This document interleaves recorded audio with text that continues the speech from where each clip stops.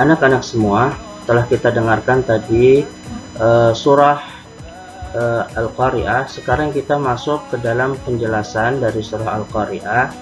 Kita akan membahas ayat 1 sampai ayat 3 terlebih dahulu. Nah, surah Al-Qari'ah ini termasuk ke dalam surah Makkiyah. Kalau kita mengingat kembali pelajaran di kelas 8 tahun lalu yang dimaksud yang dimaksud dengan surah Makkiyah itu adalah surah yang turun sebelum Nabi hijrah ke Madinah, atau surah yang turun di Mekah, di kota Mekah. Maka dinamakan dengan surah Makkiyah. Nah, ayatnya berjumlah 11 ayat. Nah, dalam surah Al-Qari'ah ini pembahasannya dibagi menjadi dua secara umum. Yang pertama menggambarkan tentang hari kiamat. Yang kedua yaitu menggambarkan amal perbuatan manusia. Nah, nanti kita bagi menjadi dua penjelasan dalam membahas surah Al-Qari'ah ini ya. Yang pertama yaitu ayat 1 sampai dengan ayat 5 itu membahas mengenai hari kiamat, gambaran hari kiamat. Kemudian ayat 6 sampai dengan ayat 11 itu menggambarkan amal perbuatan manusia. Nah, kita langsung masuk ke ayat 1 sampai 3 ya. Al-Qari'ah, mal-Qari'ah wa ma adraka mal-Qari'ah. Al-Qari'ah itu artinya hari kiamat. Mal-Qari'ah, apa itu hari kiamat? Wa ma adraka mal-Qari'ah, dan apa yang kamu ketahui tentang hari kiamat. Nah, kita bahas satu-satu. Al-Qari'ah ya. Nah, Al-Qari'ah ini berasal dari kata qara'a yang artinya yaitu mengetuk ya. Ini diibaratkan sebagai suara yang menggelegar dari kehancuran alam semesta yang mengetuk hati dan pikiran manusia. Nah, sedangkan ada ulama yang mengatakan qara'a itu berarti memukul sesuatu ketukan dengan sesuatu ya, memukul sesuatu ketukan dengan sesuatu. Nah, namun semua pakar bahasa itu sepakat kata qari'ah digunakan untuk menunjukkan peristiwa yang besar dan mencengkam, baik disertai dengan suara keras maupun tidak. Nah, kemudian ada yang berpendapat juga bahwa dinamai dengan kata Al-Qari'ah tersebut karena hari kiamat itu menggetarkan hati disebabkan bencana yang terjadi ketika itu. Nah, kemudian dilanjutkan kembali ayat kedua ini, mal-Qari'ah, dengan pertanyaan, dengan kata pertanyaan, mal-Qari'ah, apa itu Al-Qari'ah? Nah, susunan kata seperti ini, Al-Qari'ah, mal-Qari'ah, dimaksudkan untuk memberitahukan bahwa hari itu adalah hari yang luar biasa, hari yang sangat menakutkan, dan memberitahukan betapa dahsyatnya keadaan hari kiamat itu. Kemudian kita masuk ke ayat yang ketiga, wa ma adraka mal qari'ah. Nah, pada ayat ketiga Allah bertanya lagi, wa ma adraka mal qari'ah. Kata al-qari'ah diulang sebanyak 3 kali, sehingga ini menjadi bukti betapa dahsyatnya hari kiamat dan pasti akan terjadi. Nah, itu penjelasan ayat 1 sampai dengan ayat 3. Nah, perlu diketahui bahwa Al-Qari'ah itu adalah nama dari nama-nama hari kiamat ya. Dan telah diketahui bahwasanya nama hari kiamat ini sangat banyak sekali, bukan hanya Al-Qari'ah. Nah, Ibnu Katsir menjelaskan di dalam tafsirnya, Al-Qari'ah itu adalah salah satu dari nama-nama lain hari kiamat. Sebagaimana juga kita dapat temukan arti dari hari kiamat itu di dalam Al-Quran, seperti Al-Haqqah, At-Tammah, As-Sakhah, kemudian ada Al-Ghasiyah, dan lain-lain sebagainya. Nah, itu artinya juga hari kiamat. Nah, karena sifat-sifat hari kiamat juga sangat banyak, maka nama-nama hari kiamat bukan sekedar nama, tetapi juga sifat dari nama-nama tersebut berarti mengartikan sifat-sifat yang luar biasa yang terjadi pada hari itu ya. Nah, Jadi bisa disimpulkan bahwasanya al-qari'ah itu adalah yang mengetuk pintu dan membengkakkan telinga disebabkan karena dahsyatnya kejadian pada hari kiamat tersebut. Nah, kita masuk ke dalam penjelasan ayat 4 dan ayat 5 ya. Ayat 4, yauma yakunun nasu kal farashil mabthus. Pada hari itu manusia seperti anai-anai atau seperti laron yang bertebaran ya. Nah, kata al-farash selain diartikan sebagai anai-anai, anai-anai itu rayap ya, perlu diketahui anai-anai itu rayap. Nah, kata al-farash juga diartikan belalang yang baru lahir. Jadi mereka itu saling menindih dan bergerak ke berbagai arah yang tidak menentu. Nah, ada salah satu syekh ulama yaitu Syekh Wahbah Az-Zuhaili menjelaskan bahwa al-farasi itu adalah hewan bersayap yang bodoh dan bingung.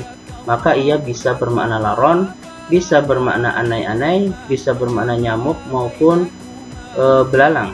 Nah, kalau kita lihat di tafsir Al-Misbah menurut Quraisy Shihab, di sana dijelaskan bahwa kata al-farasi itu berarti belalang yang baru lahir.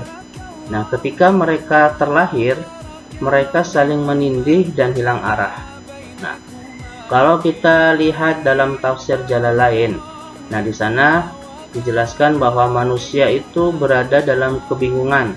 Karenanya mereka hendak berlari beriringan dengan semrawut, dengan tanpa arah gitu.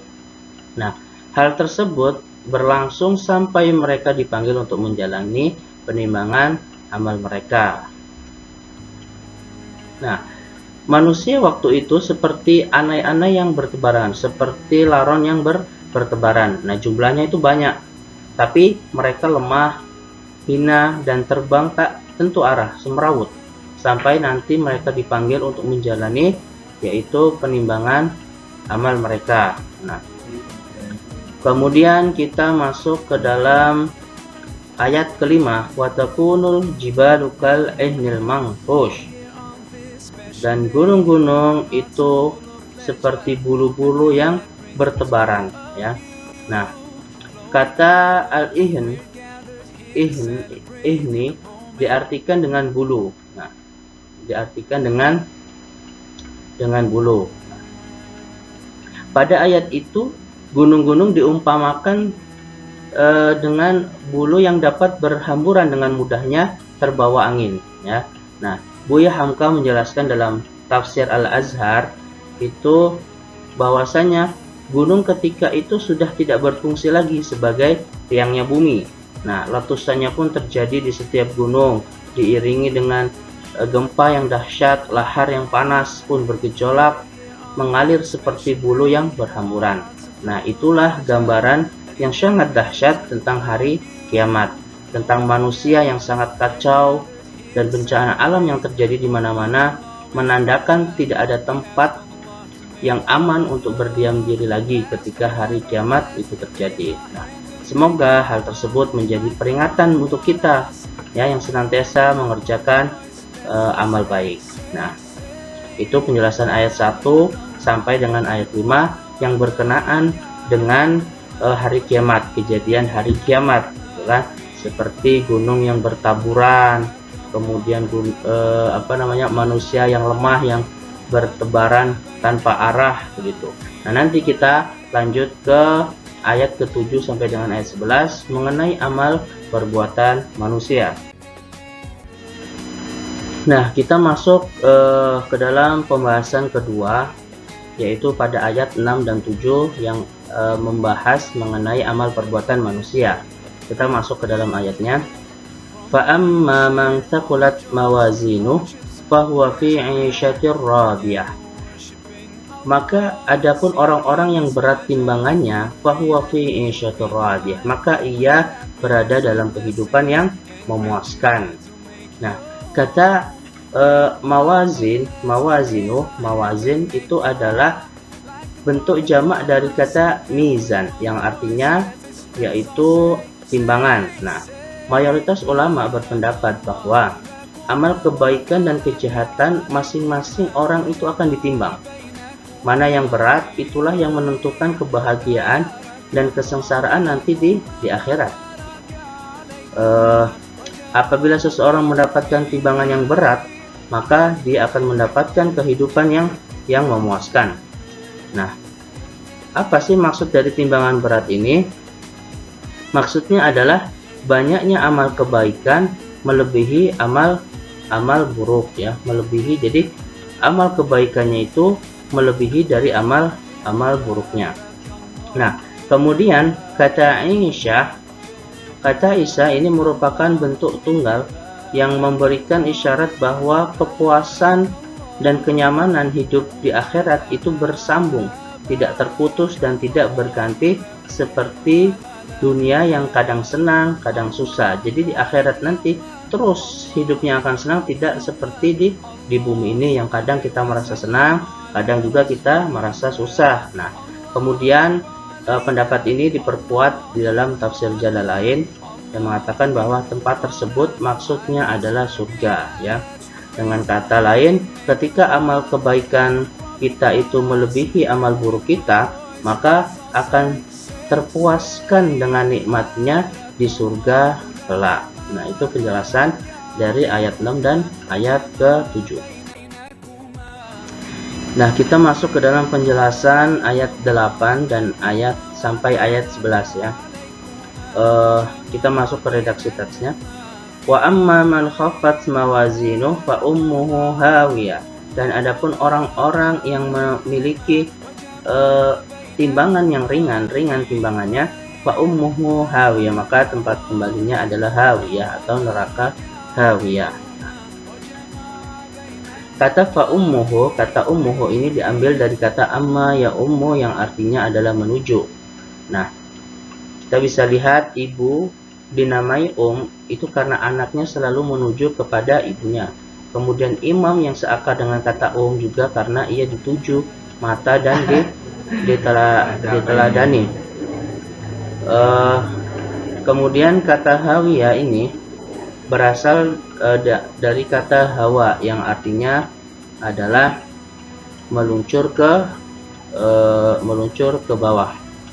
Nah, dinamakan hawiyah karena neraka hawiyah tempat yang rendah dan menghinakan. Kemudian kita masuk ke ayat selanjutnya. Wa ma adraka ma hiya narun hamiyah. Dan apa yang kamu ketahui tentang mahiyah, yaitu tentang neraka hawiyah, narun hamiyah, yaitu api yang sangat panas. Nah, dijelaskan dalam akhir surat ini, yaitu narun hamiyah, neraka hawiyah adalah neraka yang sangat panas.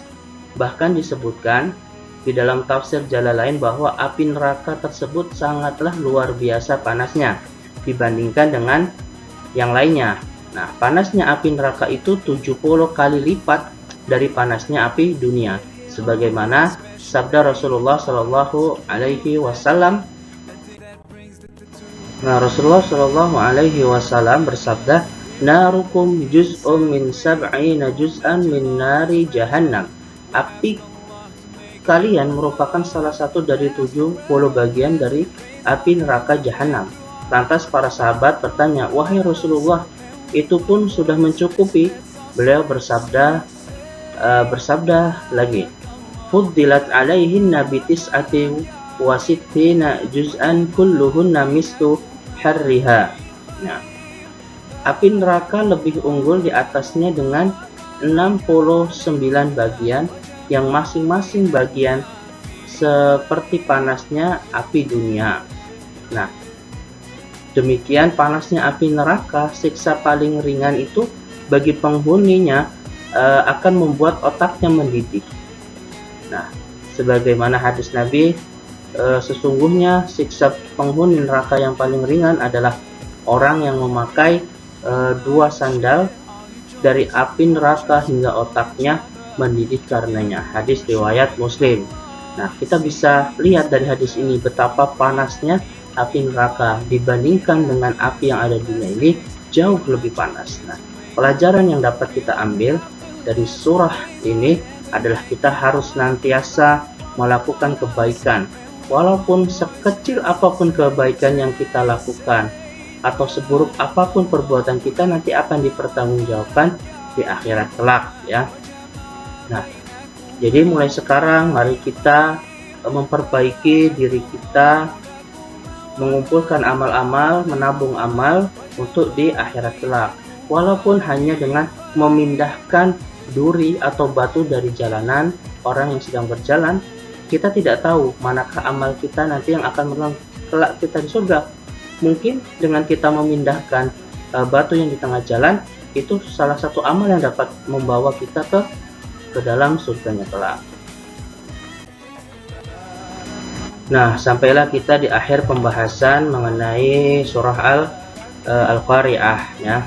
Nah, bagi anak-anak semua, setelah kalian menonton video ini, jangan lupa tulis poin-poin penting dari pembahasan ini, kemudian fotokan poin-poin tersebut bersamaan dengan tugas yang Ustadz berikan di Google Classroom. Nah, bagi anak-anak yang menulis poin-poin penting, maka akan mendapatkan nilai tambahan. Nah, silakan absen di kolom komentar baik di Google Classroom dan di bawah video ini. Bagi yang belum klik tombol merah terlebih dahulu. Nah, cukup sekian. Haya nakhtatim darsana bi qiraatil hamdalah wa kafaratul majlis. Alhamdulillahirabbil alamin. Subhanakallahumma wa bihamdika asyhadu an la ilaha illa anta astaghfiruka wa atubu ilaik. Wassalamualaikum warahmatullahi wabarakatuh.